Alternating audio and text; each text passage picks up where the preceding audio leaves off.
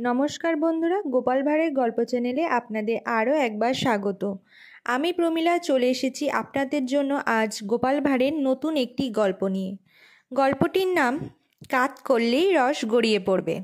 তাহলে চলুন শুরু করি আজকের গল্প। রাজা কৃষ্ণচন্দ্রের সভাকবি ছিলেন বিখ্যাত কবি ভারতচন্দ্র। বিদ্যাসুন্দর কাব্য রচনার মাধ্যমে তিনি রায়গুণাকর উপাধিতে ভূষিত হন। তখন থেকেই কবিবর ভারতচন্দ্র রায়গুণাকর ভারতচন্দ্র নামে পরিচিত হন। তখনকার দিনে আদিরস পরিবেশনে রায়গুণাকর ভারতচন্দ্রর সমতুল্য দ্বিতীয় কোনো কবিই ছিলেন না। রাজা কৃষ্ণচন্দ্র কেবলমাত্র সে রায়গুণাকর ভারতচন্দ্রকে নিজের রাজসভায় সভাকবি হিসাবে স্থান দিয়েছিলেন। তাই না পঞ্চমুখে তার প্রশংসাও করতেন, যাকে বলে তিনি ছিলেন তার একজন যথার্থ গুণাগ্রাহী। একজন কবিবর তার বিদ্যাসুন্দর কাব্যের পাণ্ডুলিপিটি রাজা কৃষ্ণচন্দ্রকে পাঠ করে শোনাচ্ছেন।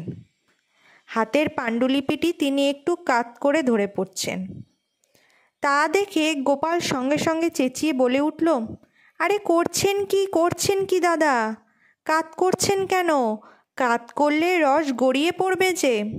আপনার কাব্য যে একেবারে রসে টইটুম্বুর। গোপালের কথায় সবাই হাসির রোল উঠল। রাজা কৃষ্ণচন্দ্র গোপালের রসিকতায় মুগ্ধ হয়ে পুরস্কার দিয়ে তাকে খুশি করলেন।